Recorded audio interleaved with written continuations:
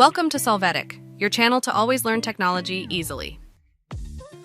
Below in the description, you will find useful links we used in this video.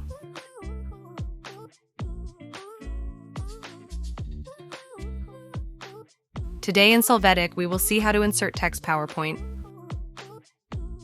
To start, we open the PowerPoint presentation. There, from the Insert menu, click on Shapes and then you are going to select the rectangle.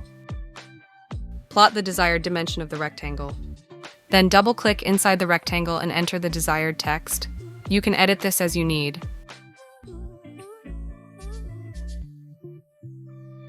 Now select the rectangle. From the menu, Shape Format, you can click on Shape Fill and leave a color there or leave it without a fill.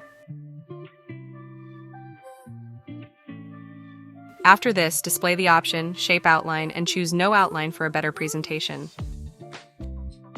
Another way that you can use is from the Insert menu, click on the text box.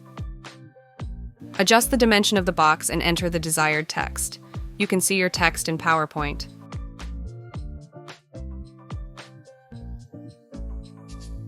Hey, remember to subscribe Solvetic channel.